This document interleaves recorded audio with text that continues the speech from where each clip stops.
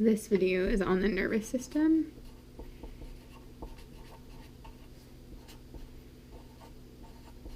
And specifically, it's going to focus on the central nervous system.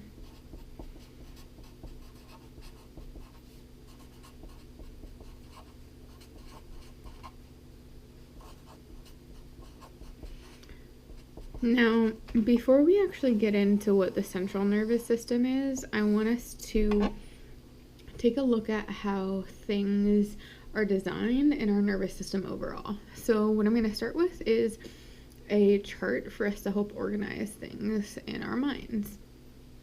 Now, let's start with the nervous system overall.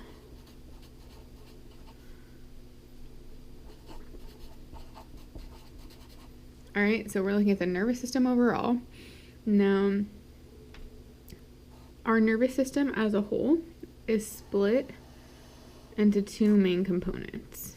We're going to do like a family tree type style chart here. The first component is the central nervous system.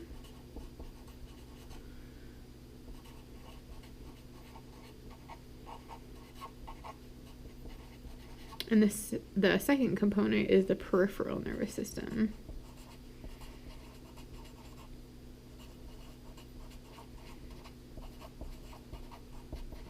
And if you think about the word peripheral, most of us know that from like peripheral vision, for example. What that means is vision towards the outside, and that's kind of what this means as well. Central means the nervous system in the center of our body, and peripheral means the nervous system towards the outside. Now, to identify what our central nervous system is, it consists of our brain and the spinal cord.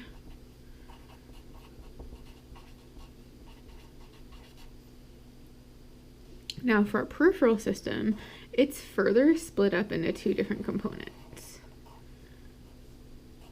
The first one is a sensory component, and the second is a motor component.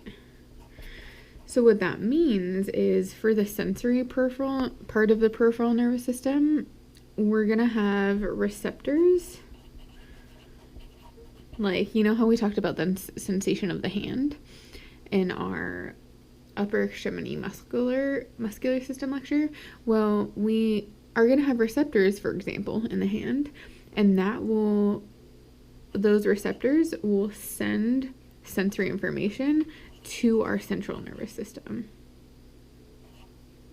Now, what our motor component of the peripheral nervous system will do is it'll take messages from the central nervous system and send it out to peripheral structures.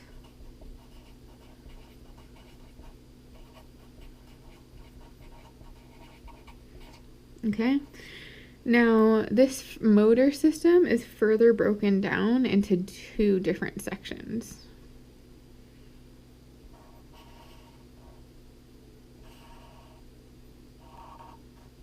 Okay, the first one is called the autonomic nervous system. And all that means is that it is involuntary. An example of that is us, like breathing. That happens involuntarily. Actually, that's not the best example because we can also actively do that. But another example of the autonomic nervous system is like the hairs on our skin. You know how when you get cold, they pop up and they rise up so you can see them a little bit more clearly? Well, you have muscles that are controlled by your autonomic nervous system that make those muscles activate so those hairs stand up when we're cold. So it's something that happens without our control. Now, somatic motor nervous, or the somatic component of the motor peripheral nervous system is voluntary.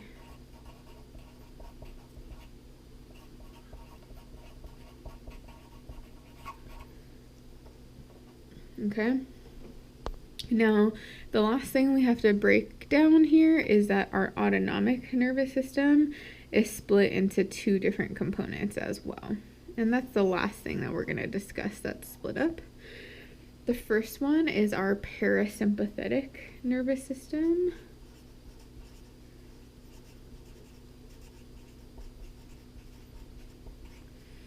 And the second is our sympathetic.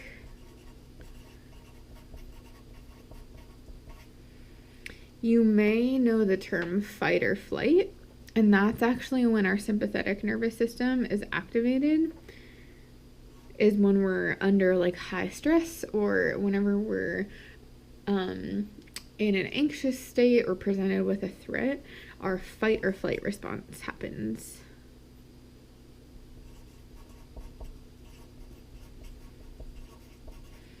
Now, a snazzy way of remembering the parasympathetic nervous system is rest and digest.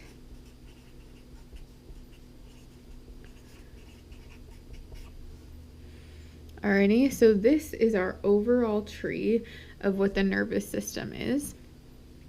We start by breaking it down into central and peripheral, and then that peripheral is further broken up into a lot of different components. Now, what's going to happen is this lecture is going to be on the central nervous system. We're going to have another lecture on the peripheral nervous system, and that will go over how sensation and motor information is spread, and it'll review the difference between the autonomic and somatic nervous system, and then finally it'll go into detail about the parasympathetic and sympathetic components of the nervous system.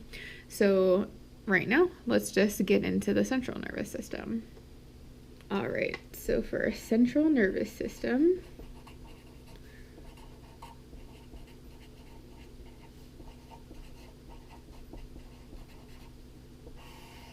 we are going to start with basically, you know how the central nervous system is the brain and spinal cord? We're going to talk about the brain. But first, before we start talking about that, we need to talk about the different layers that surround the brain. So the first one, the most superficial one, is the scalp. So let's start by breaking that down. So we're going to have the scalp first, and then we're going to have the skull, and then a bunch of outer layers before we actually get to brain tissue. Okay, so let's start out with scalp. And for our scalp, I'm actually going to have us use the acronym SCALP. So it's SCALP.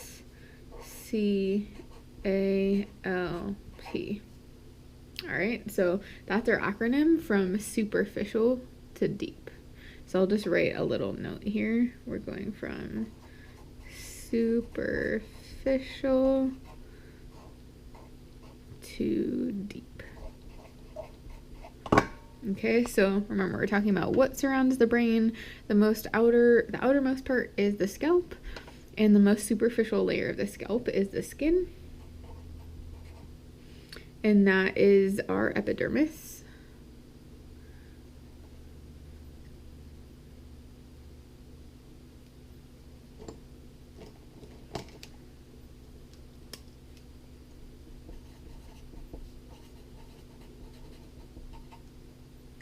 The next layer of our scalp is connective tissue.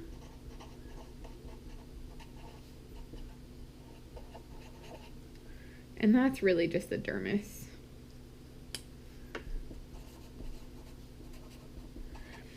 We'll get to this later when we talk about the skin, or actually, you may have already seen that lecture, listen to that lecture, but our first layer is going to be the epidermis. And then the next deepest layer is going to be the dermis. Okay? Now, the next layer of our scalp is going to be called, it's a little bit of a tricky name. It's aponeurosis of Galen. And essentially what that does is it holds the scalp together.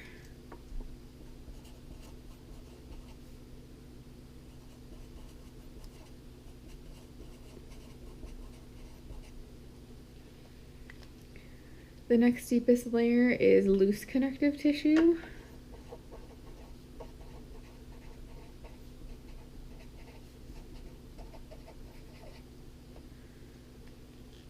And that is our adipose. Remember, adipose is just like fat.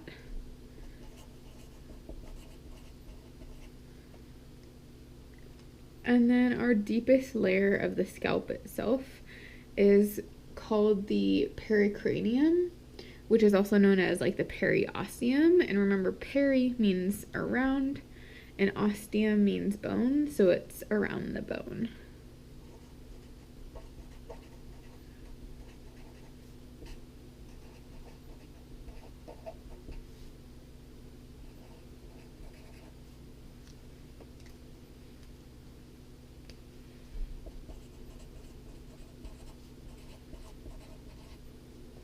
Alrighty, so the next layer that we're gonna have after the scalp, remember we're going superficial to deep, the next layer after the scalp is going to be the skull.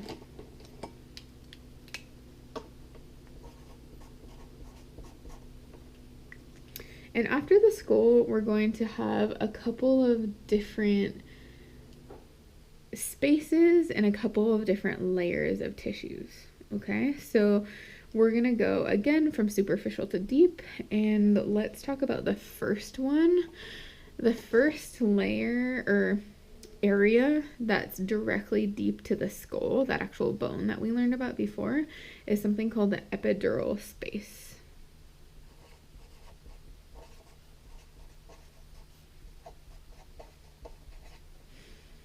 And the epidural space contains certain things. So every different layer of space or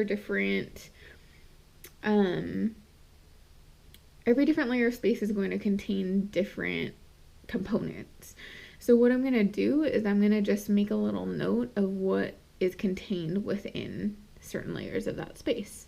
So in this first one, we're going to have meningeal arteries.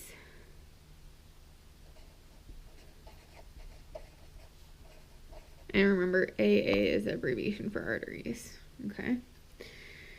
Now, once we get past that layer of space, which really is like an empty space, but it's just filled with those arteries.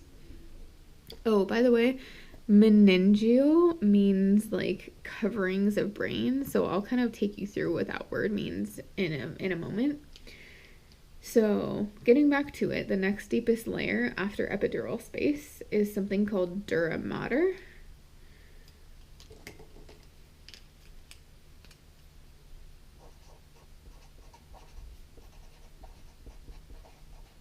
And that actually just means like tough mother. So tough is, dura is kind of like durable, which means tough. And then mater refers to mother. So that's kind of like the etymology of this term. Now, that makes sense because epidural, epi means around, the epidural space surrounds the dura mater. So underneath the dura mater, or deep to the dura mater, we're going to have something called our subdural space.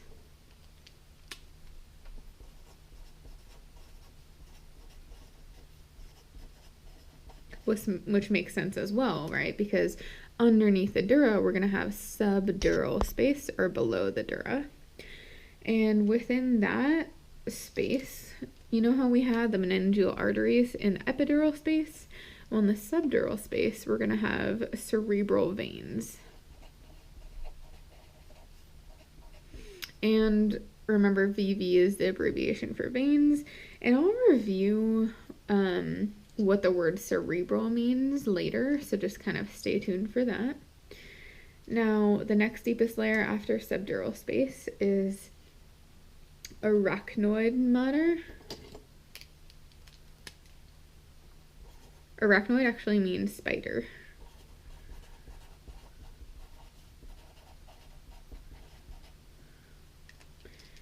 And then if you can probably guess what the space is going to be called that's below the arachnoid mater. It's actually the subarachnoid space.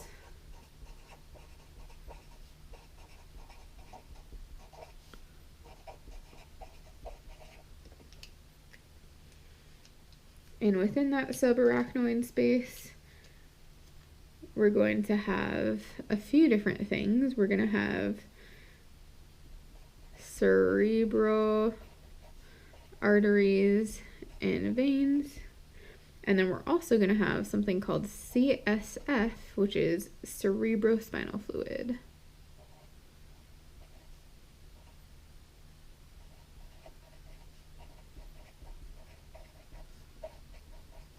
And we'll talk more about CSF later as well.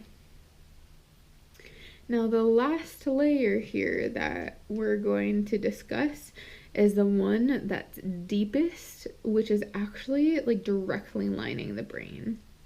And this is called our pia mater.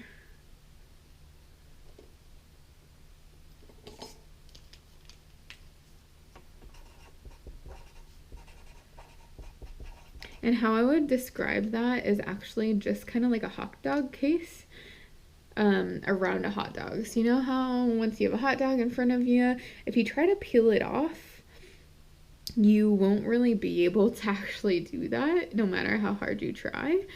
So it's actually adhered to the brain surface. So you can't peel this off without like peeling off a chunk of the brain. So I'll just make a little note in parentheses. Hot dog case. Alrighty, so now let's draw some of these out. Now, actually, you know what? Before we draw them out, I want to remember we talked about the meningeal arteries. Well, that refers to a name, and that is the name of that is meninges. So what I'm gonna do is I'm gonna put a little box around the 3 different layers of meninges. We have our dura mater, our arachnoid mater, and our pia mater.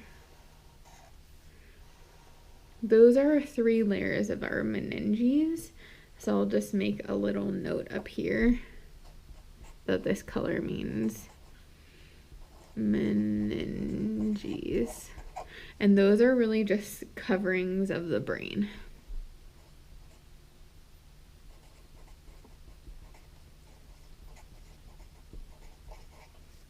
Okay, so when we talk about the meningeal arteries, that supplies blood to the different layers of the meninges. Now, what I'm going to do is I'm going to draw these layers so you can kind of have a visual to go along with this. I'm only going to draw the brain, but these meninges actually cover the entire brain and spinal cord. So you're going to have basically everything other than the skull. So all of this stuff here is also going to cover the spinal cord. And instead of a skull for the spinal cord, we have vertebrae to protect it. So remember, with all of these meninges, we're going to draw it around the brain, but just note it's around the spinal cord as well. So let me start by drawing our brain out. I'll use black for the brain. And I'm just going to draw a super simplified brain here.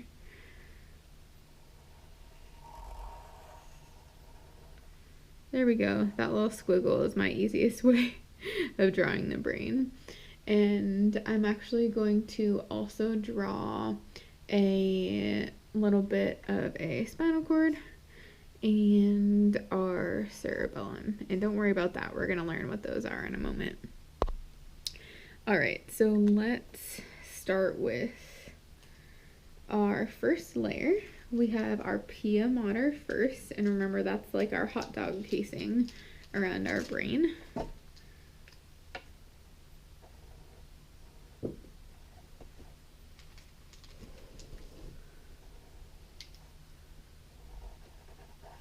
So it's directly adhering to that brain tissue. Perfect. All right, so then we're gonna have our subarachnoid space next, and to make sure that we know it's a space, I'm not gonna color it in as a solid line. I'm actually just gonna do some dots to remind us that it's a space.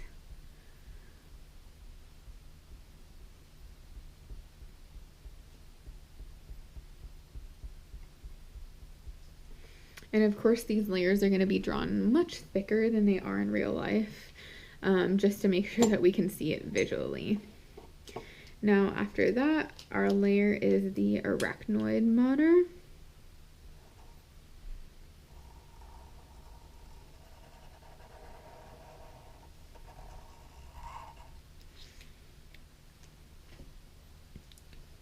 Next is our subdural space, which I'm going to represent with dots again to remind us that it is a space where things are moving around instead of just like a layer of tissue. Next is our dura mater, which is that tough outer coating.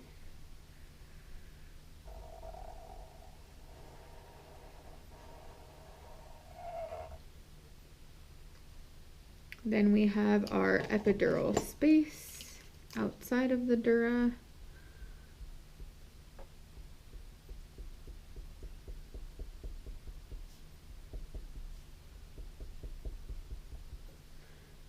And then lastly, we're going to have the skull.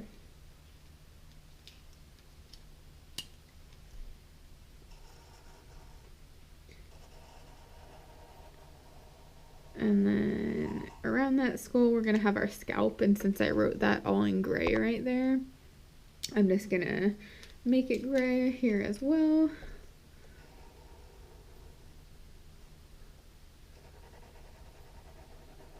And I'm drawing it right next to the skull to show us that it sits right on top of it, or directly superficial to it.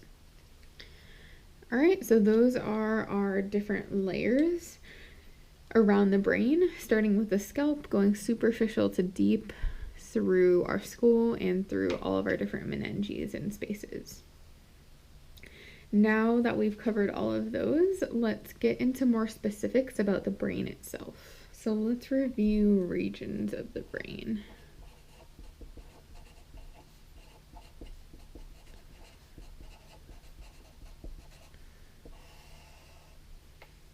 Let's actually just number them out.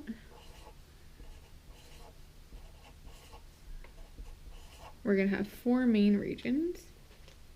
And I'm going to draw a little brain to the side here. I always do this little squiggle just to make it easy for myself. And then there are certain things that are, this is a lateral view. And there are certain things that we can't see from a lateral view. So what I'm going to do is I'm actually just going to make them dotted for the parts that we can't actually see, because they're towards like the center of the brain, so we can't see it from that lateral view. And then I'll finish it off with things that we can see here. Alrighty, so there's our brain, and the first region that we will discuss is called the cerebrum. And the cerebrum is pretty much the main component of the brain that we think about. It's all of this.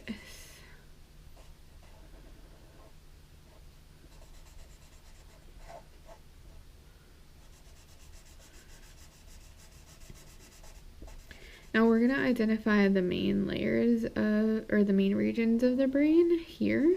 And then what we're going to do is we're going to break down numbers 1 through 4, and we're going to look at them in even more detail. All right, so there's our cerebrum. The next thing we will discuss is our diencephalon.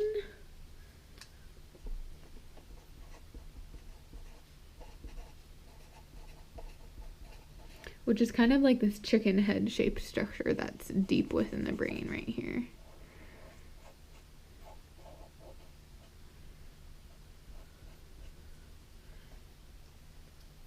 Next is our brainstem.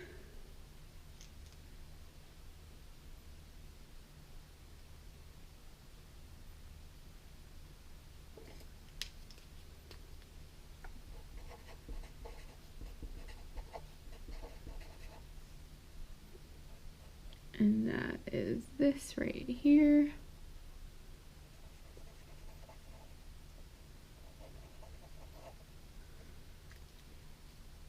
And then lastly, we will have our cerebellum,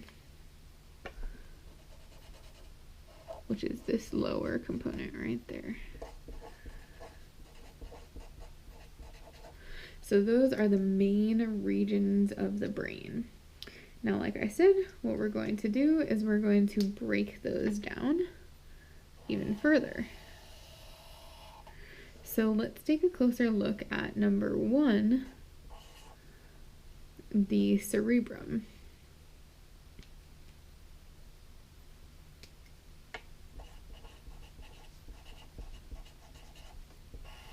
So what we're going to do is we're going to look at just this purple part, and we're going to break that down into multiple different pieces. So we're going to, again, draw the brain out. But I'm going to draw it a little bit better here, just because we need it to be a little bit more precise.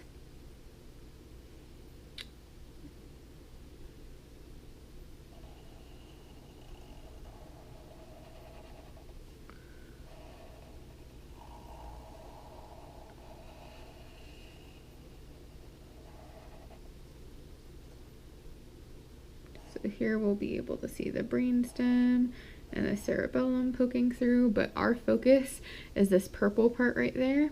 Remember, the orange and some of the blue parts, the diencephalon and the brainstem, are things that are deep inside of the cerebrum. So here we're just still looking at a lateral view, and we're looking at just the side of it. So we're not going to be able to see the diencephalon and brainstem because we're looking at it strictly laterally.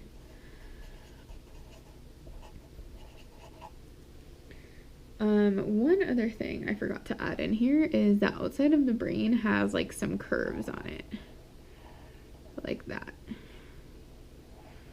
So I'm just going to draw it on a little piece right here of the brain so we can kind of see what those curves look like. And I'm going to identify some of the components there in a moment. Now, the first lobe that we're going to actually, well, our cerebrum, which is this purple part, remember, it's going to be split up into different lobes. So I'm actually going to draw a little line right here and add in 2 little components.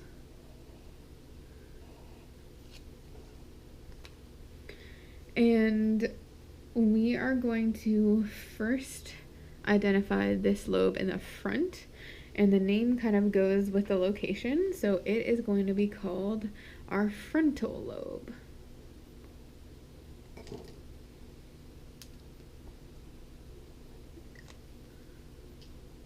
I'm trying to find a nice good color for this. Let's see. I'm gonna use like a peachy color. Alright.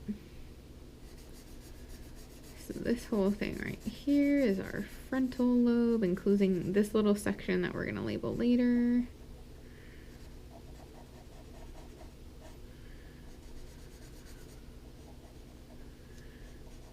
And for every one of these lobes, I'm going to tell you just a little bit of like what the main functions of the lobe are.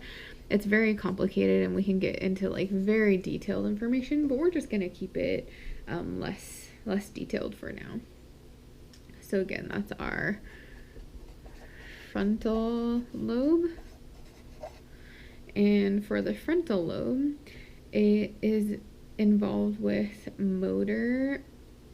our motor system, meaning like us moving our muscles. And it's also involved with judgment. So let's actually write those down.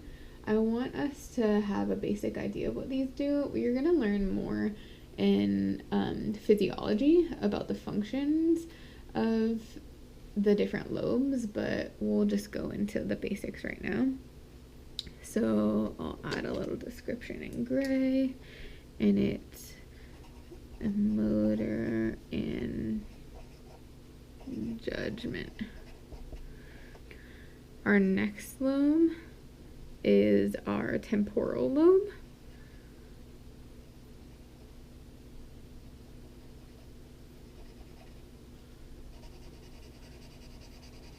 And that's going to be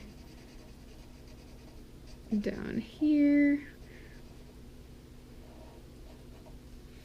All right, so that green thing is our temporal lobe, and it is responsible for hearing and some of memory, although memory is kind of spread out throughout the brain in different spaces.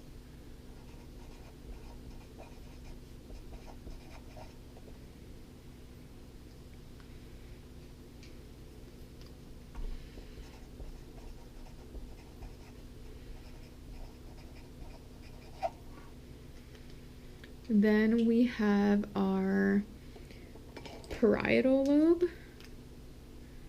which is back here.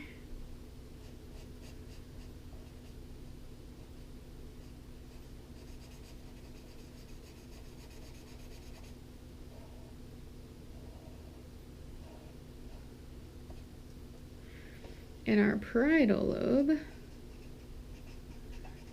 is responsible for sensory, which is the opposite of motor, which is what the frontal lobe is responsible for. So it's responsible for that sensory information. Now we also have lastly, our occipital lobe.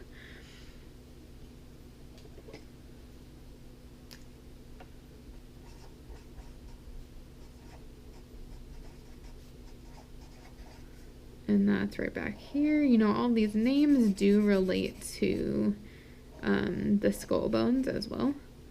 So that's why it's kind of nice. They're all connected and it all makes sense. And that occipital lobe is responsible for vision.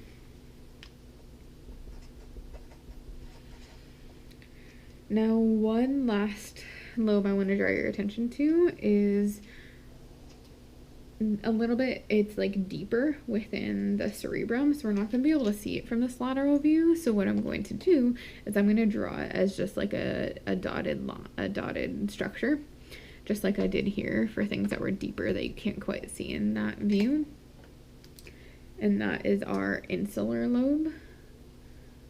So it's like right here, deep within the brain.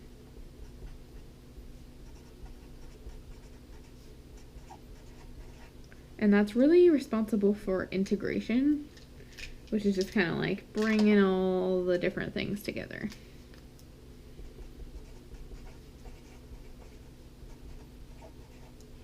Now, there's a few more things that I want to point out. We have something that I'm actually just going to point an arrow to right here. And before we do that, I'm going to point out these, you know how you can see like these squiggles here? Well, I'm going to draw it to the side, just like a little zoomed in version right here.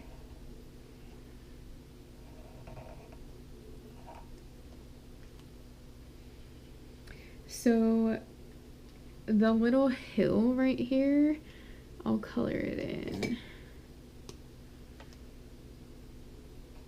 That's our little hill.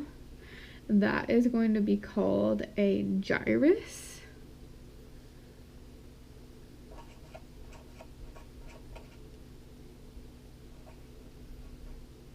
And I'm just putting hill in parentheses. And that's actually going to be surrounding like all of the brain. I just drew it a little bit there.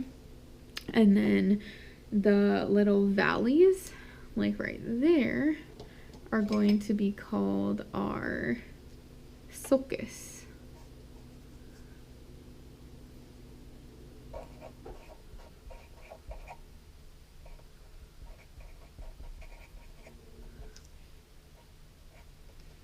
So we can also refer to them as plural, like sulci or sulci, and then gyrus, the plural is gyri. But the reason why I'm telling you the names of those is because they can they're essentially related to very specific important functions on different areas of the brain.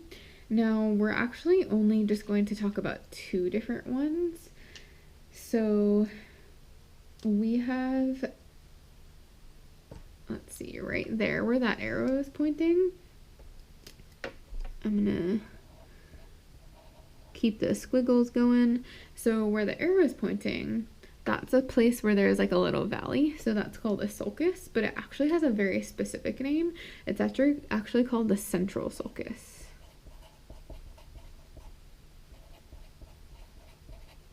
Okay. Now, see how there are 2 little hills or 2 little gyri on the sides of those? I'm going to give one of them is going to be called our precentral gyrus, which pre means before, so that kind of makes sense with the orientation of things. And that precentral gyrus is going to be really important because it's going to be related to very specific functions.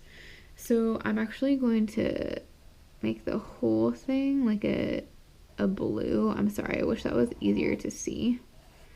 But this navy blue right there is going to be the precentral gyrus.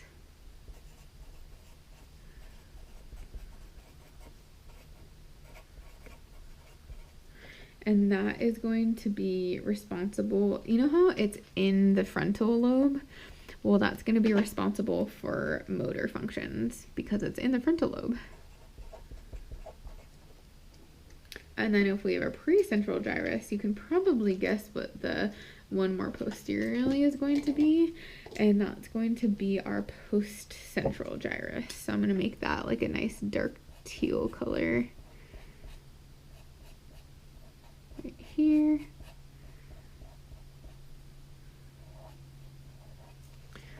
So that is our postcentral gyrus.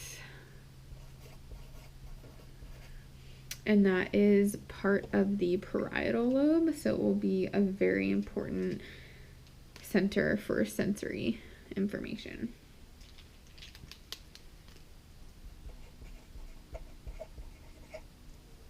So we're going to continue on with our cerebrum, but we're going to look at a few different things in more detail. The first thing is something called the homunculus, which is a strange sounding name, but what I'm going to do is I'll leave that name for now, and in a moment I'll explain what it actually is. So we're going to look at the precentral gyrus and postcentral gyrus in a little bit more detail. So we're going to start with a superior view of the cerebrum, and I'm just going to draw the 2 different halves of the brain.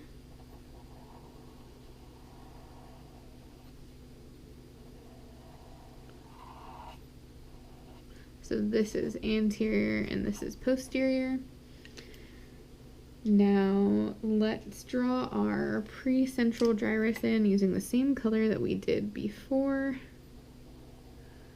when we were talking about the cerebrum in our first page. So there is our precentral gyrus.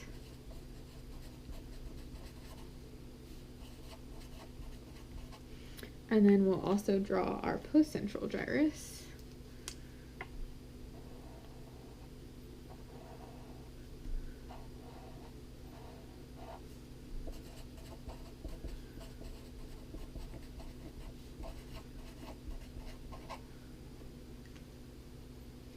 Now, what we're going to do is looking at the superior view, we're going to take a coronal section. So it's almost like we're cutting the brain in half like this. So it'll be our coronal section of the brain right at that area where the precentral and postcentral gyrus are. So that's going to be our next image down here. It'll be coronal section. And let me draw that out for us.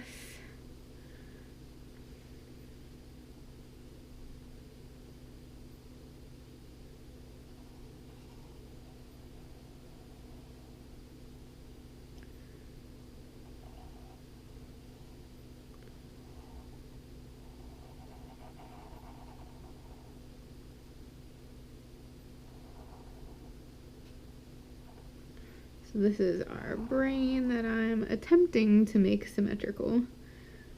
Not always working super well for us, but you know, such is life. Alright, so this is our brain. Ooh, it's not quite symmetrical. Pretend it is. Alrighty, so this is a coronal section, as if we cut the brain right there.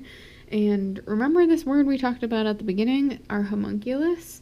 Well, what our homunculus is basically a distorted, the homunculus is a distorted representation of the human body based on a neurological like map of the areas and the proportions of the human brain in terms of motor and sensory functions that are used in the precentral and postcentral gyrus.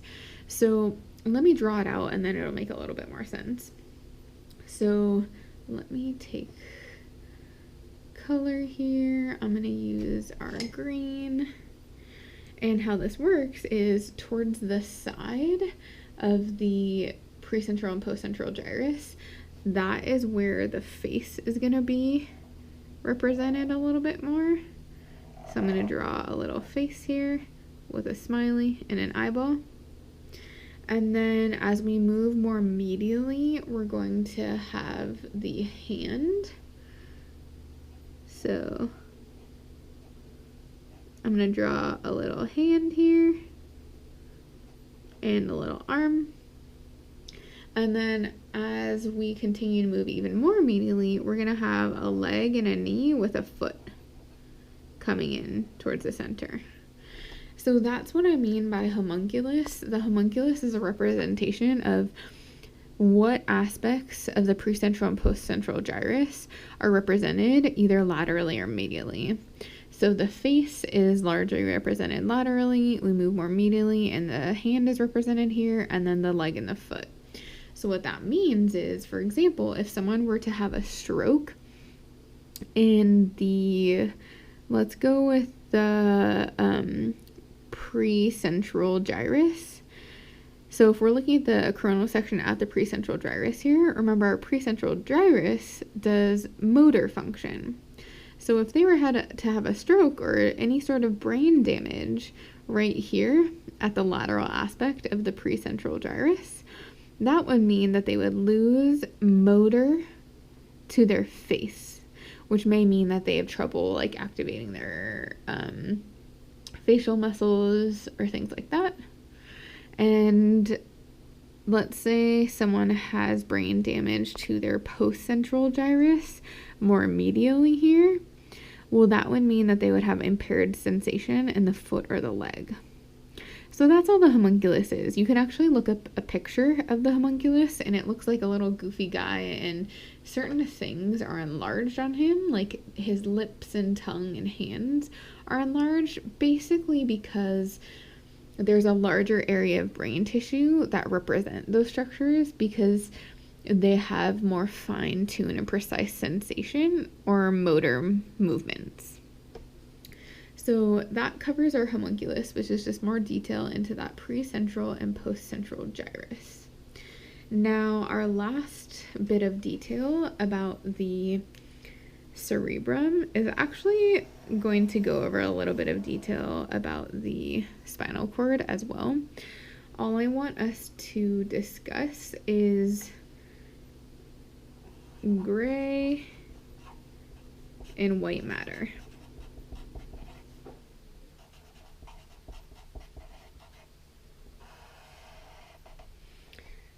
Now, let's start by drawing, let's see, we'll draw just like a little, we'll draw a brain and a spinal cord, and then we're going to go into more detail about that. So here is, I'm going to do kind of like a coronal section as well.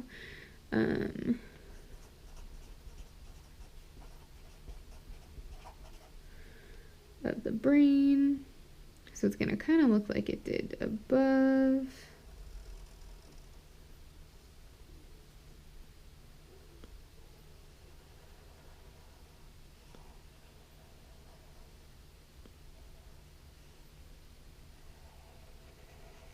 That's a little more symmetrical. See, you know, I'm getting there. Alrighty, so this is our brain, and I'm gonna draw some more squiggles here, and it should really be more squiggly than this, but it's just kind of easier to draw it with less squiggles. So the outside should be more squiggly. All right, so this is our brain. And then we're also going to draw let's do a transverse section.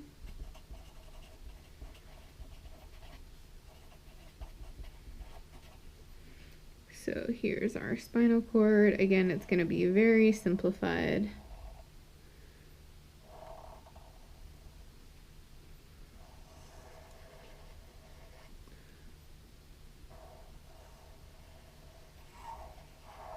That's very generally what our spinal cord looks like. We're going to draw one much more detailed and better than this one in a moment, but we're going to make this a little bit more distinct here.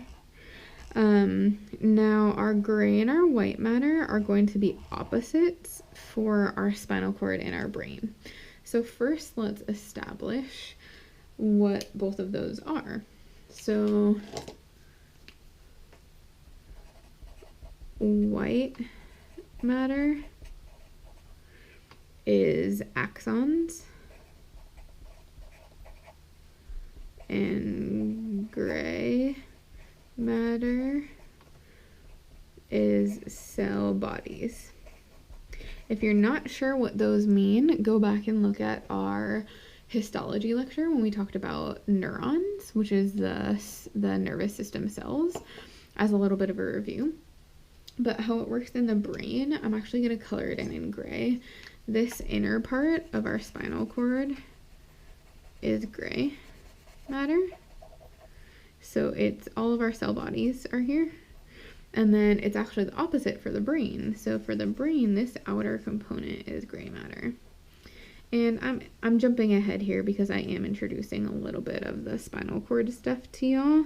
But it's important since we're talking about the cerebrum. I just want to draw your attention to some differences between the cerebrum and the spinal cord, because it'll kind of clarify things later when we start reviewing the spinal cord, and it should help eliminate some of the confusion, both between like coloring on models and in photos, and just how we're talking about function in both of the structures.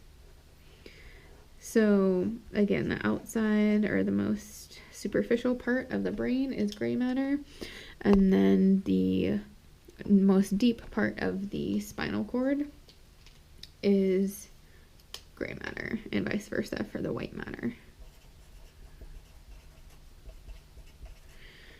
Alrighty, so that wraps up what I wanted to review about these two things. We have one last component of things that are technically part of the cerebrum, so let's go on to that.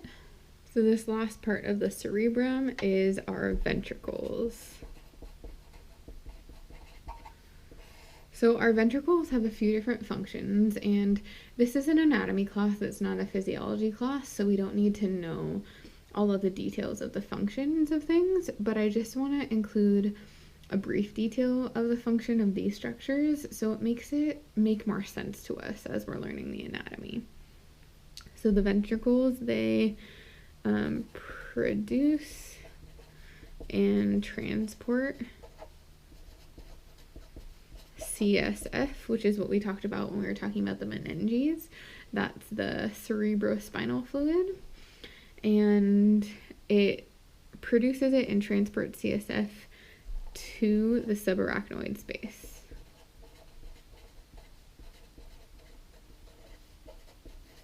Which is that space we talked about when we were discussing the meninges as well. Now for the ventricles, let's take a look at what they look like. I'm going to start with an anterior view. And for this anterior view, how I'm going to draw it is we'll look at the cerebrum itself and what how it's going to work is it's almost going to be as if we had x-ray vision through the cerebrum to look at these structures that are deep inside called the ventricles. So I'm not going to do a section. This is still going to be an anterior view, but you'll be able to see like the full shape of what these ventricles look like. Now, a little disclaimer, the ventricles are very odd shaped things. So I'm actually going to draw a lateral view as well. But it's probably going to look confusing because they look completely different.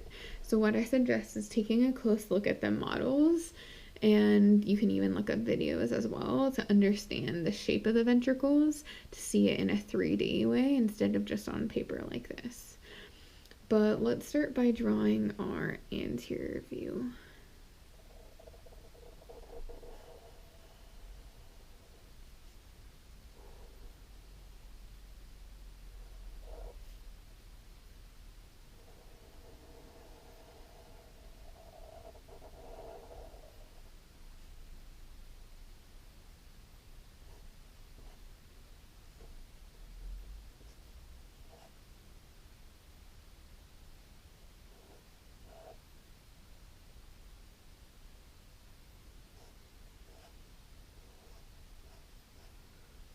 Alrighty, so here's part of our cerebellum on both sides, which we'll get to momentarily. Now let's also draw our lateral view out.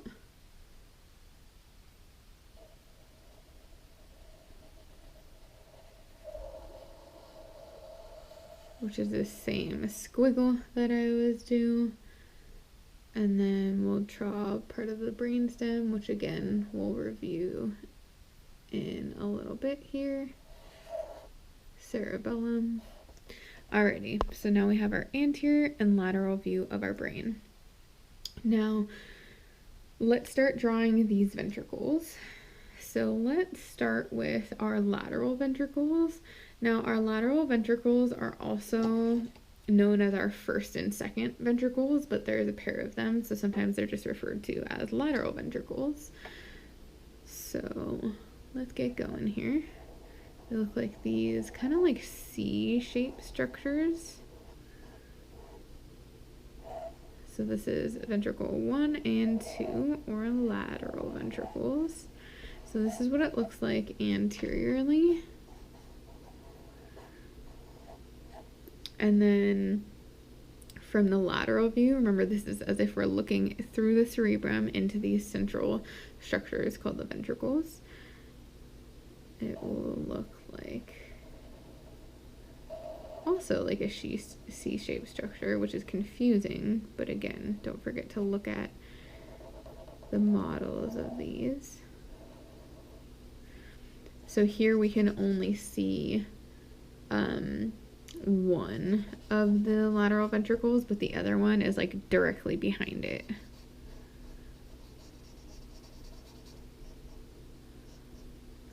All right, so that is our lateral ventricles. Alrighty, so also known as ventricles 1 and 2. So because of that, we're going to have a third ventricle is going to be our next one. And let's draw that in.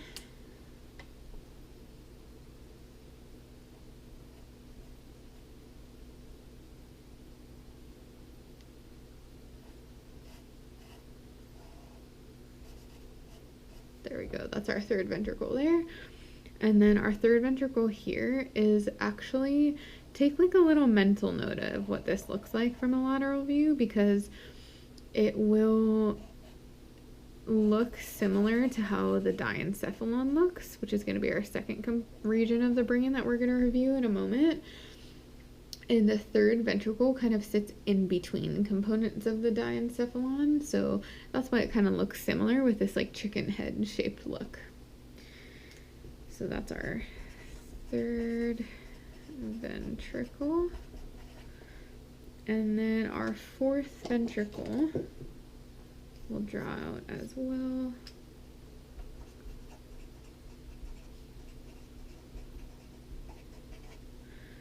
And that's going to be almost like a little diamond shaped thing here.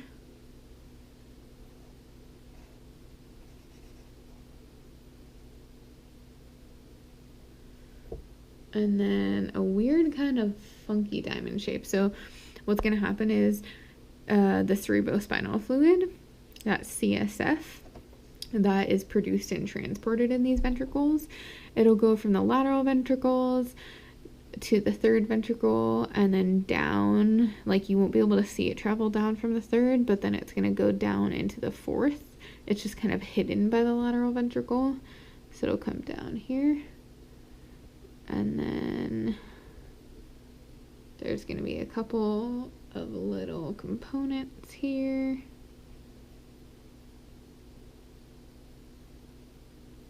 As it makes its way down. Okay? Alrighty, so one more component is something called choroid plexus. So I'm going to add a little extra thing in here. Choroid plexus.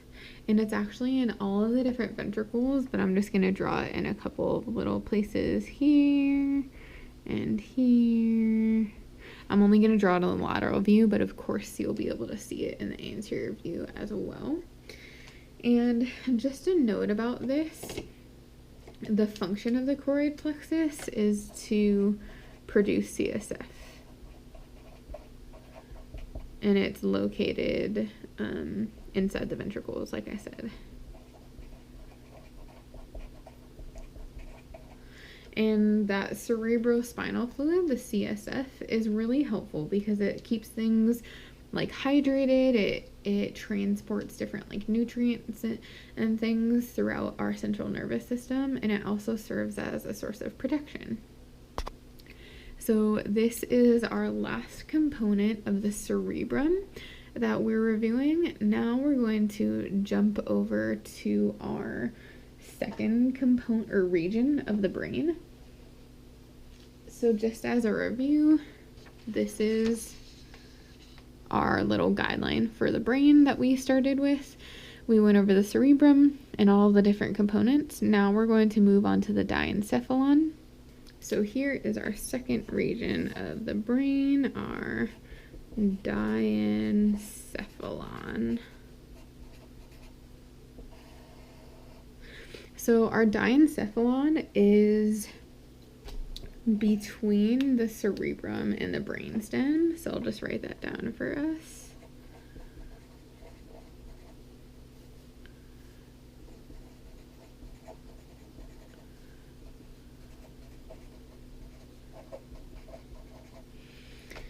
Now let's draw a mid-sagittal section of the brain.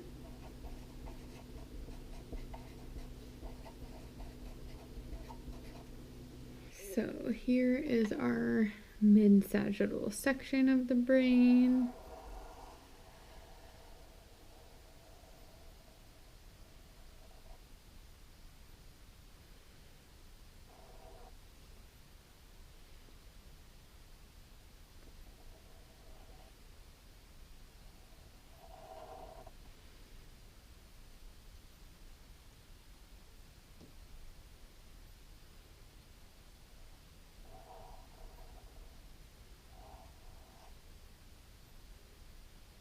Alrighty. So now that we have the basics of that, we will start drawing in the different components of the diencephalon. The first component that I want to draw is the thalamus. So remember, the diencephalon is what kind of looks like a chicken head. So, oops, I made this a little bit too short.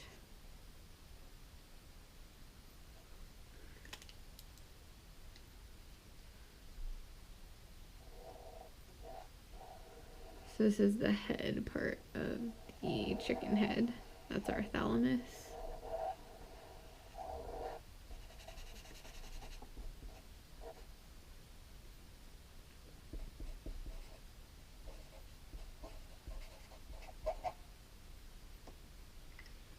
Then we have our hypothalamus, which is kind of like, it looks like the chicken beak.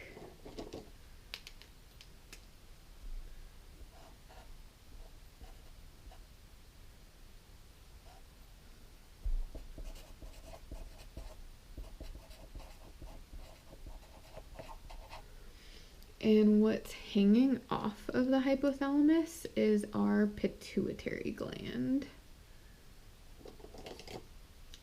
And we're going to learn about the pituitary gland during the endocrine system.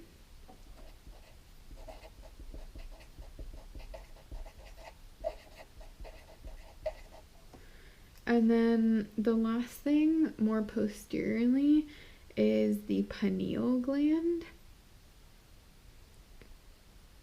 And that is like right about here.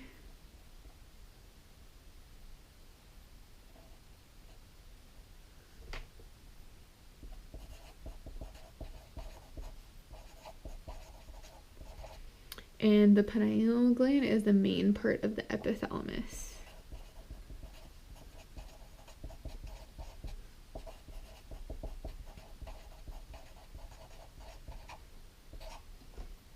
And all of these make sense, right? So we have our epithalamus that is sort of above the thalamus.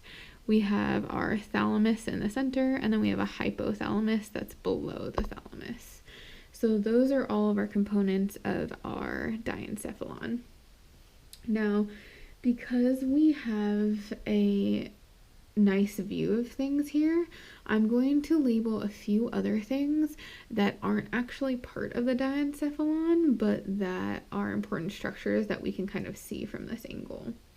So the first thing I want to label is something called our corpus callosum, and that is a structure that comes right around here. And it's going to look like eerily similar to the lateral ventricles, but it's actually going to sit more superior to them. And like the lateral ventricles are on the lateral components of the cerebrum. This corpus callosum is very central.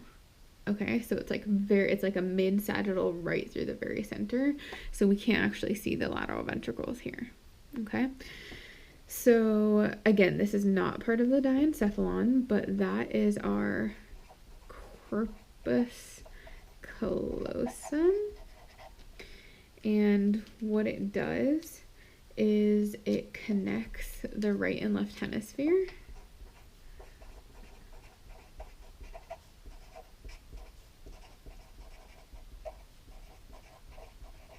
And those are the two different halves of the cerebrum. And it's actually the biggest white matter tractor highway that we have.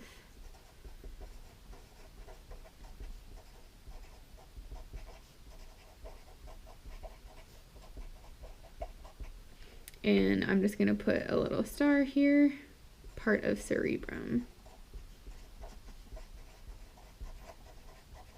Just so we don't get confused. Now, the only other thing that I do want to point out here is one other structure that we're going to learn about in a moment, but just to give you like a point of reference for this in relation to our diencephalon, that light blue structure is our brainstem. And that brings us into a nice transition, because the next component that we're going to review is our brainstem, which is the third region of the brain. So we have now finished out of the regions of the brain. We've finished the cerebrum and the diencephalon. Now we're going to move on to the last two regions of the brain, which are the brainstem and the cerebellum. Our third region of the brain is the brainstem.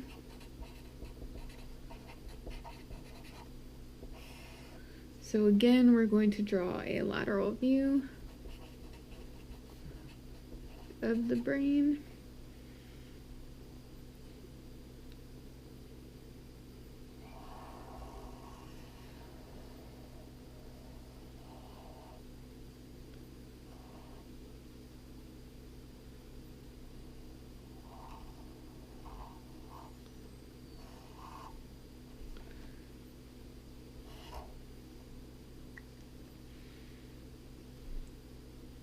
Alrighty, let's label our brainstem as a whole first. So in maroon,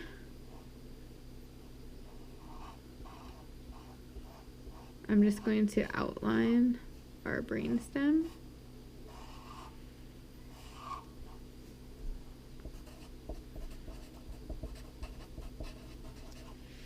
Now the most superior part of the brainstem is our midbrain.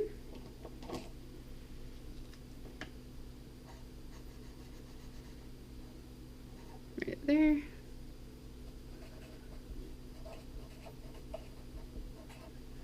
Then we have our pons, which is like the more circular component here that almost looks like a little belly sticking out anteriorly.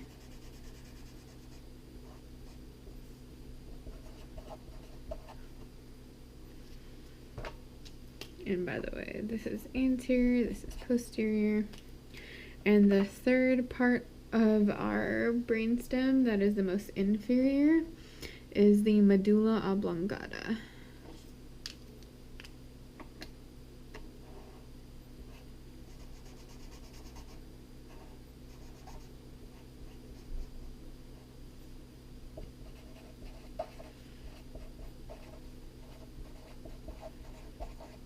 You may remember the Kid Cudi song where he says the word medulla oblongata. So that's where you may have, in case you're curious where you, or why you find that word familiar, in case you haven't been exposed to it before. Now, the brainstem leads inferiorly towards the spinal cord. So the barrier between them is foramen magnum, if you remember that big foramen in the skull. So I'm just gonna draw like a little foramen right there, and that's gonna be our foramen magnum, just so we can note that below that is our spinal cord.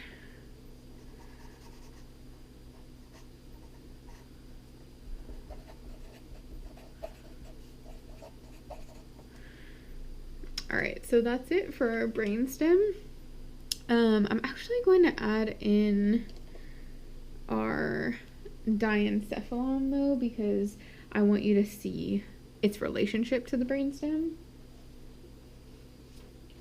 So I'm going to draw it in here.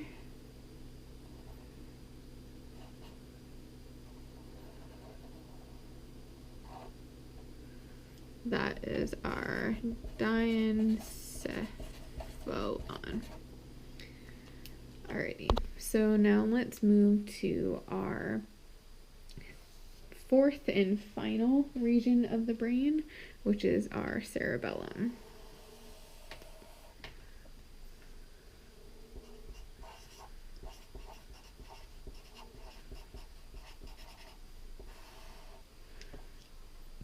So our cerebellum is responsible for balance and coordination, along with many other functions, but those are the main ones. So again, we're going to do a lateral view of the brain.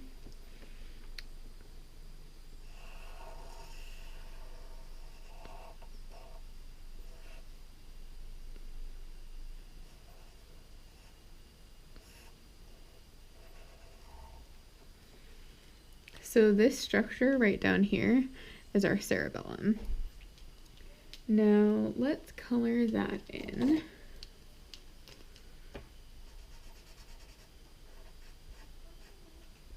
There we go. And what is on the inside of the cerebellum is actually this really important structure that kind of looks like a tree. So it's going to have all of these different branches coming out, and that is going to be our arbor vitae, which also means tree of life.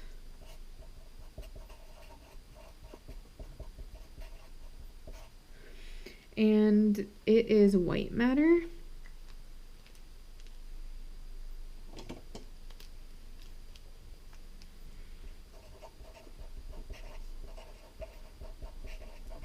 And it's really important because it essentially brings sensory and motor information to the cerebellum.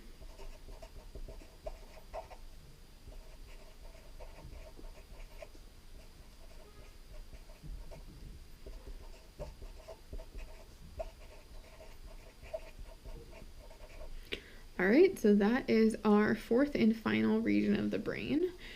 Now, I want to talk to you about a few other important structures within the brain that are kind of considered separate, or they're not quite one of the four regions, but they do fall within them, and that's what we're going to review next.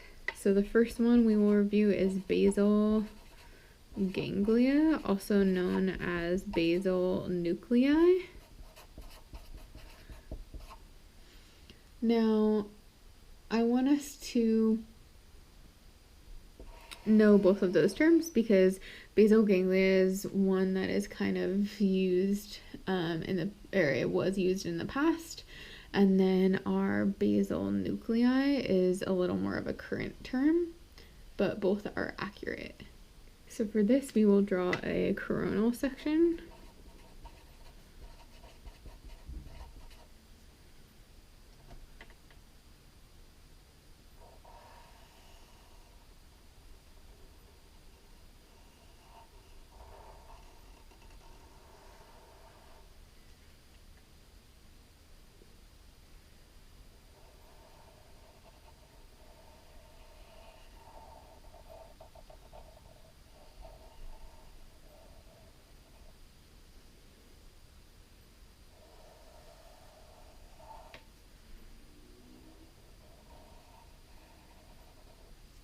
All right, so there's our coronal section of our brain.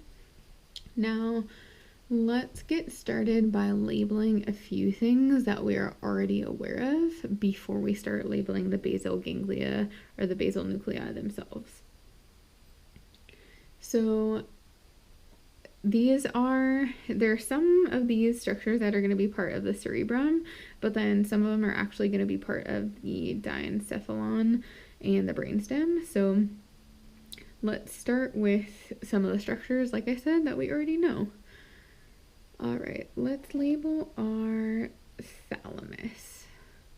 So our thalamus is going to be here on both sides.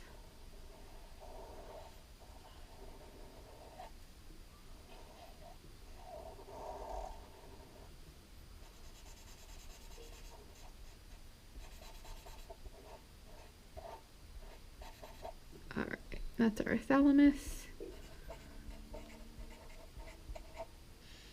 And then we are also going to draw in our ventricles. So because this is a coronal section, we can see both of our lateral ventricles. They're going to be superior to the thalamus here. Kind of looking like that.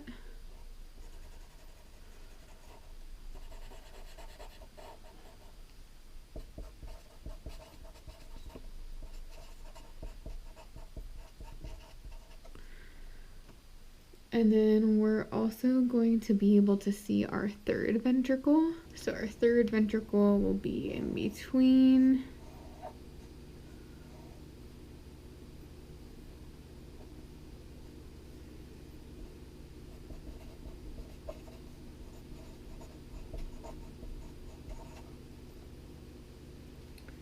And I think that's all I want us to know. So I'm going to draw a little line to signify that those are just extra structures, and now we're going to talk about the basal ganglia or the basal nuclei themselves.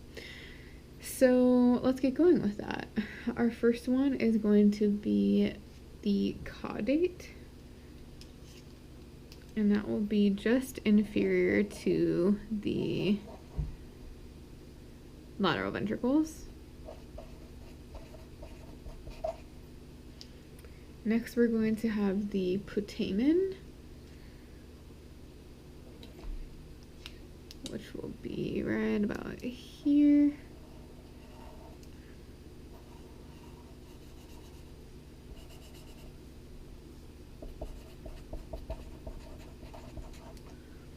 Then we're going to have globus pallidus, and for globus pallidus, there's actually going to be two different components of it. We're going to have the more external one here, and then internal one there, but we're just going to know it as one structure. Globus pallidus. And then we are going to also have our subthalamus, and remember, sub means below, so that's going to be below our thalamus.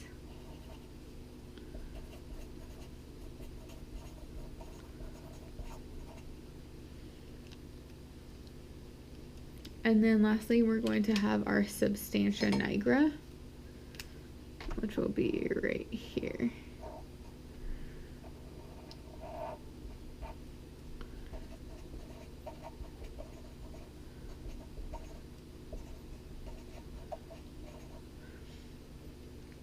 Now, all of these different basal nuclei have very different functions, but they're all essential areas of nuclei that are very important for various different functions. For example, Parkinson's disease is due to impact of substantia nigra. So we have a lot of different pathologies that exist with damage to these basal nuclei, which is why they're so important.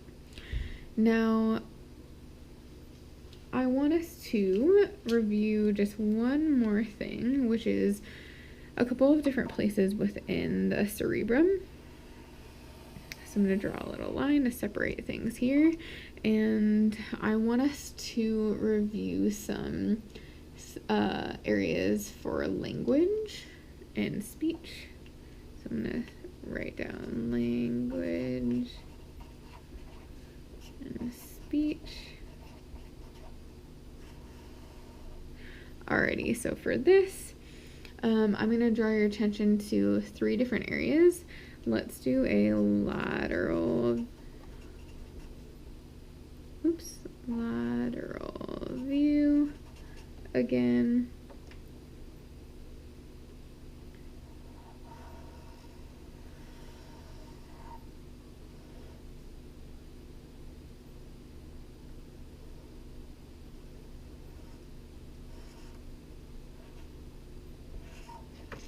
Alrighty, so our first area is, it's called Broca's area, and it's actually in our frontal lobe.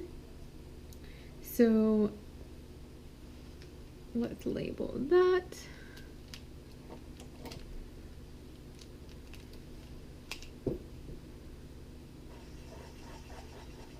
Sometimes I forget to label which parts are anterior and which parts are posterior, but hopefully you're kind of seeing a pattern by now. All right, so we have Broca's area, and that's important to us. First of all, it's located in the frontal lobe.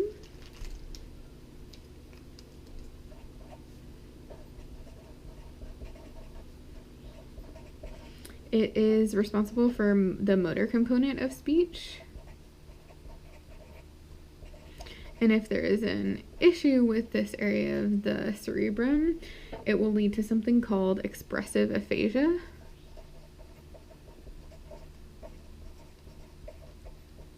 And that's when someone has trouble getting the words out.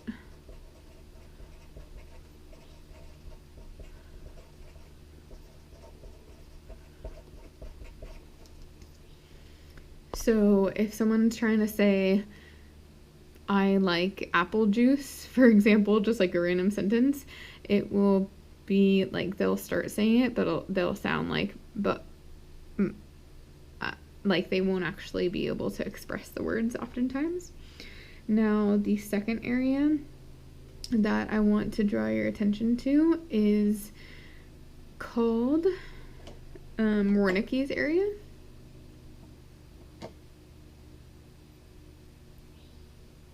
So that is actually in the temporal lobe. So right about here.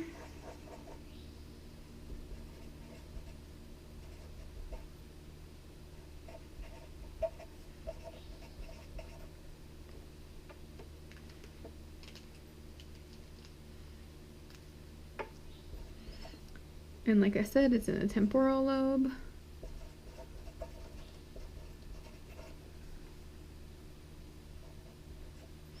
And what happens here is if there is some sort of dysfunction, it will create receptive aphasia.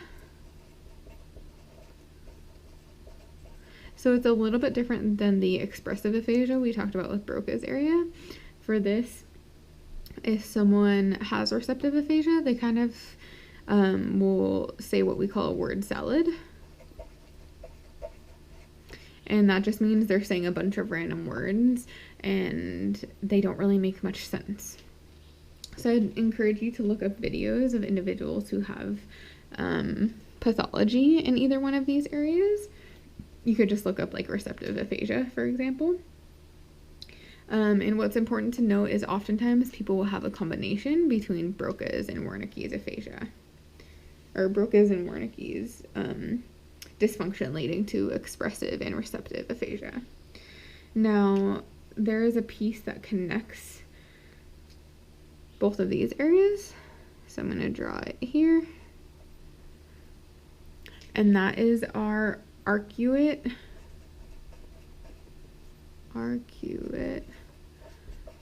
fasciculus. And that is basically a tract connecting both of those two areas.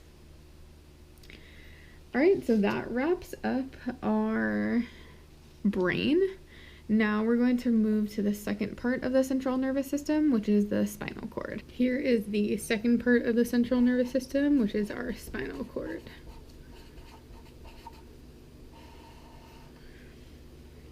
All right, so our spinal cord is an extension of our brain and brainstem. So let's start by drawing the brain and the spinal cord out. So this is going to be a lateral view.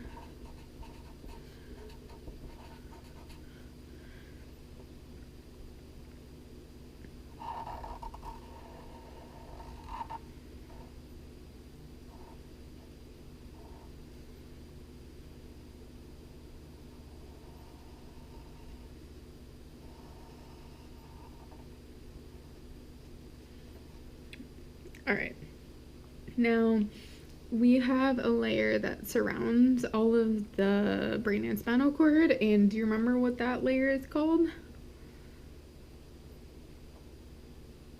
It is our meninges. So let's draw that around all of it.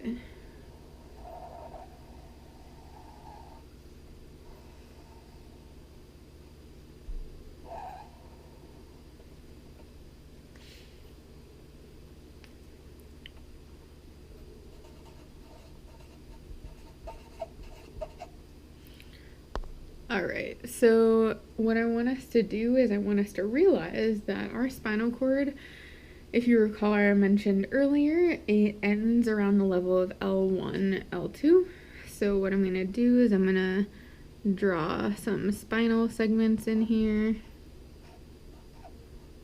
So this is going to be the bodies of the vertebrae, and then we'll have the spinous processes sticking out posteriorly. Obviously, this is very much enlarged. But I'm going to draw a couple of others just for us to get the gist of things.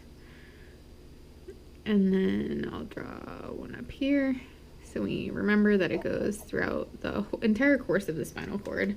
And I'll just put like a couple dots for you to know that, you know, we left out a bunch of different vertebrae in between. But this one is our L1 and this one is our L2. That's where our spinal cord ends in terms of the relationship to our vertebrae.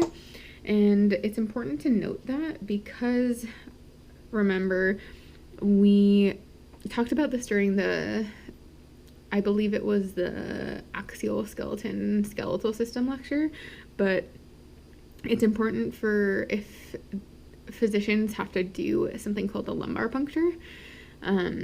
They have to make sure that if they're sticking an instrument through the structures here, that they're not in danger of harming the spinal cord. So that's why it's really important to know where the spinal cord ends.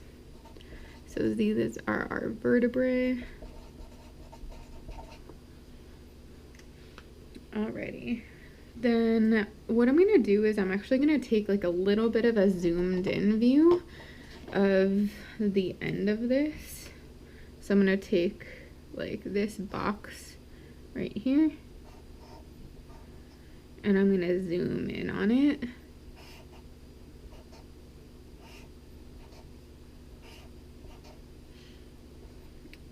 And I'm going to redraw that.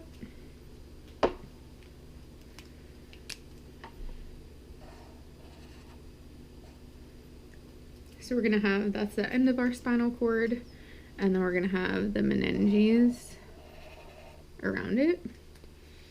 Now with this zoomed in view, we can see a couple of other things. We have our cauda equina, which actually means horsetail, which are a bunch of these nerves that extend outward.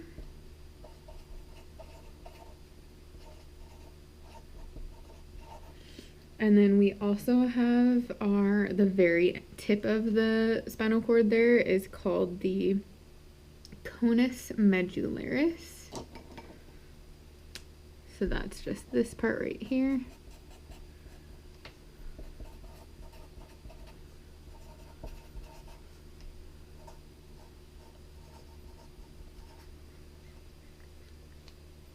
And then we're actually going to have another little piece called the filum terminale.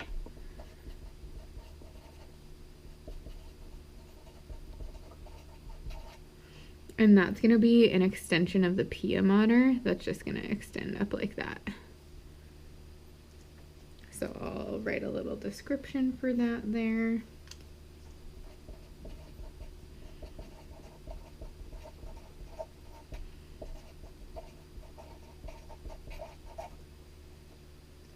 All right, so that is our view of our spinal cord. So what I want to do next is I'm going to take actually a like transverse cross section right through, as if we were going to cut through the spinal cord right here. So let's take a look at what that transverse section would look like. So here we're still looking at our spinal cord, but we're actually going to be looking at a transverse section.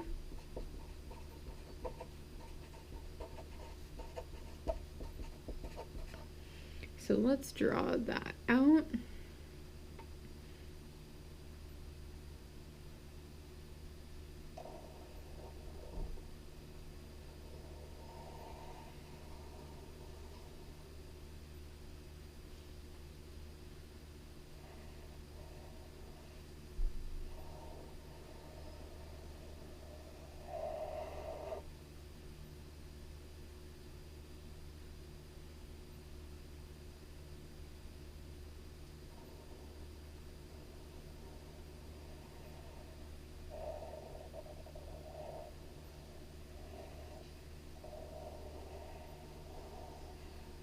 So it just kind of looks like a butterfly shaped structure on the inside. And then we're going to have a few different components coming out.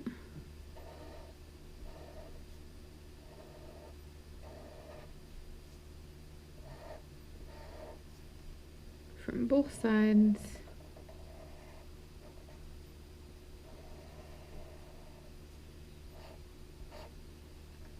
And I'm going to do the same thing on the other side.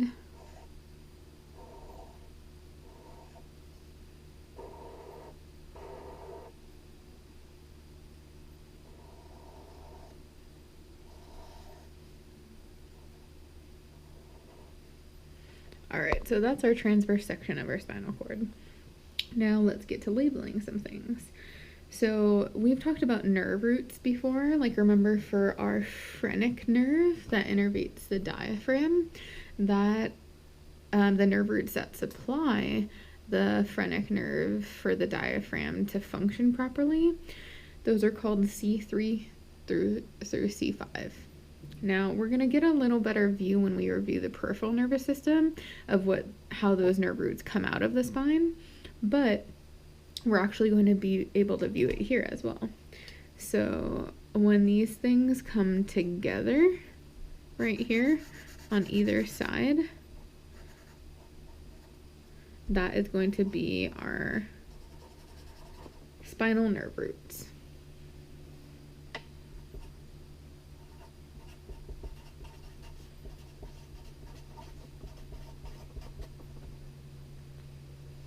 Now, it's helpful here for me to label posterior and anterior. Alrighty, so next we have two different components that feed into the nerve roots. The spinal nerve root, we have our dorsal nerve root, which is, remember, dorsal is synonymous to like posterior. So that's going to be this whole section here.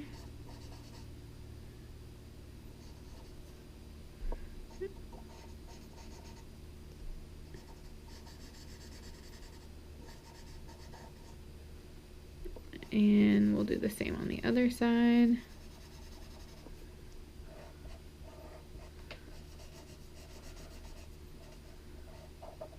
All right. Dorsal nerve root. What's going to travel through the dorsal nerve root will be sensory information. So it's going to come, I'll review this also in the next page that we cover, but the sensory information is going to come in through the spinal nerve roots and then travel through the dorsal nerve roots and bring its way up back to our brain, basically to tell us what we sensed. Now, let's say we sense something like, oh, I'm sensing that I'm about to write with this pen, but the pen is closed. So what happens is I feel the pen in my hands. It makes its way in from the nerves in my hand up to the spinal root. It comes in through the dorsal nerve root, and then it comes up to my brain and tells it, hey, this pen is closed. Then what my brain does is it sends a signal back through what we call our ventral nerve roots right here to get me to open the cap. Okay, so our ventral nerve roots are right here.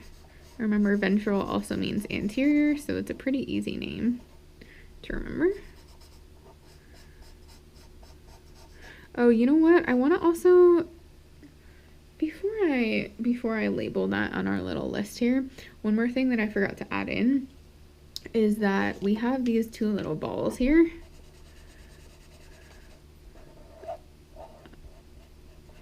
On the dorsal nerve roots. And those are called our dorsal root ganglion.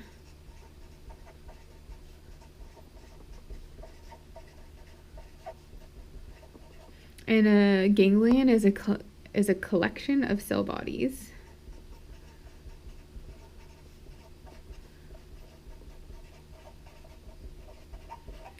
Alrighty, so now that we have that labeled, let's go ahead and write down our ventral nerve root.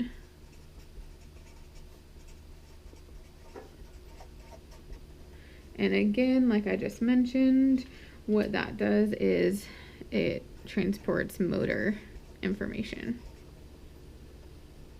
Okay, so let's see. I think that's all that I wanted to cover for those basic structures, but what we're going to do next is we're going to review different tracts that will transmit information throughout the spinal cord. So I'm only going to label it on one side just for time purposes, but we have a tract, which is basically like a pathway that nerves travel through, and that tract is going to be on the posterior side, which we usually, when we're referring to the spinal cord, we call it the dorsal side. And that is going to be, you know what? I'm going to draw a little line so we know that now we're getting into tracks. All right, so that is called our dorsal column.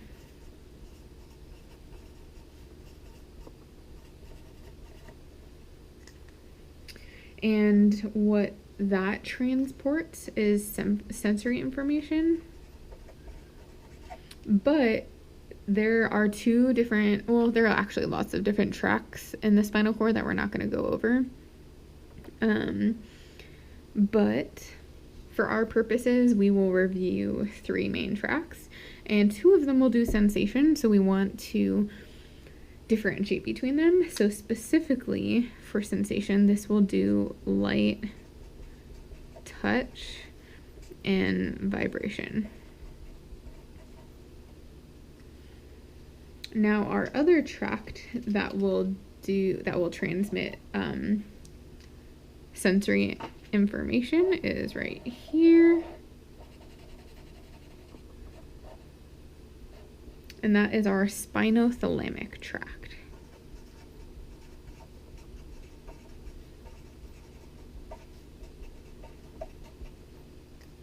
And like I said, it will do also sensory function, but for this one, it will transmit pain and temperature.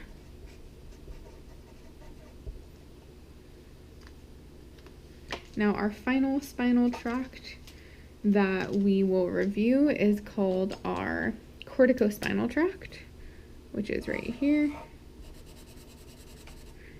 And that will be responsible for the motor component of things.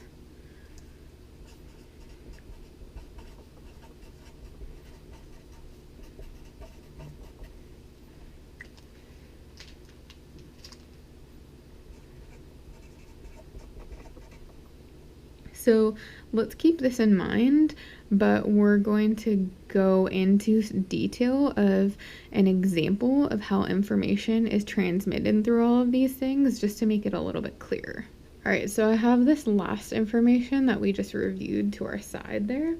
And to the right side, what I want to do is I want to review basically what the pathways are for both sensory information and motor information and how they travel.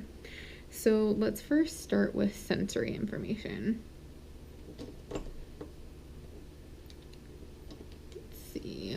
All right, I'm going to use this nice green color because green is kind of our sensory color that we've been using. So sensory info. All right. Oops, let's make sure you can see it. So for sensory information, we have sensory peripheral nerves.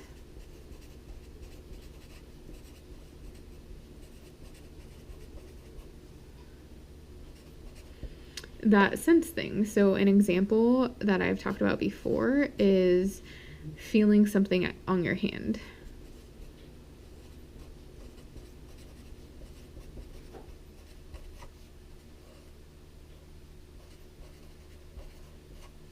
Alrighty, so let's say I feel something at my hand, then what's going to happen is it will travel through our sensory peripheral nerves.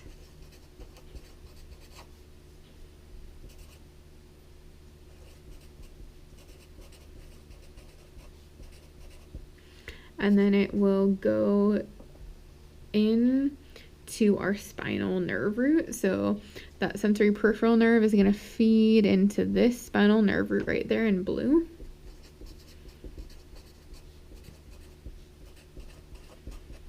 Then it will travel through our dorsal nerve root and dorsal root ganglion.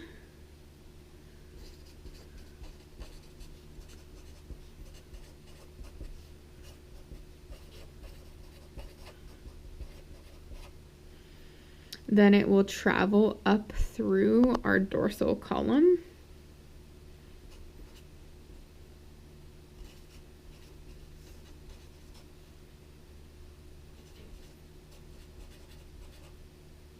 or our spinothalamic tract if it was pain or temperature. And then lastly, it will make our way to the brain, at which point our brain would say like, oh, you just felt something at your hand. Now, if I feel something at my hand and it's like something that I don't really want to touch, and let's say I want to move my arm and like activate my bicep muscle to pull my arm away, let's go through that pathway as well. So after this all came up to our brain's going to say, oh, you know what? I don't like that. Let's move your arm. So let's go over the motor information. So it will go from your brain and it'll travel through a couple of different other places, but then our next step for this class is it will then travel through the corticospinal tract.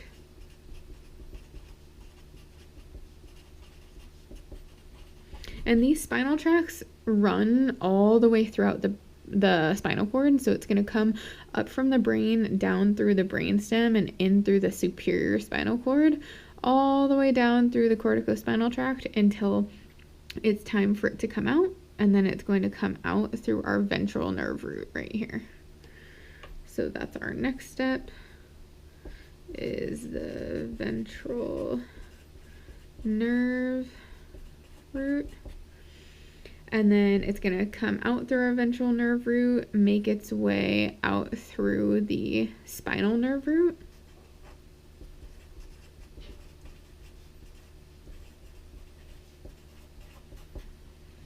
And then after it goes out through the spinal nerve root, it's going to go out to our peripheral nerves.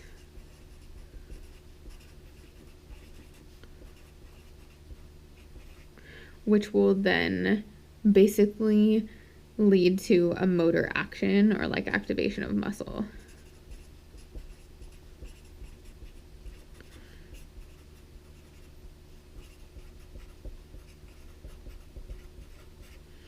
So that's how our sensory and motor information travel and have a relationship within our central nervous system and how they interact with our spinal cord and our brain. And that concludes our central nervous system lecture, and the next component that will be addressed in our next video will be the peripheral nervous system.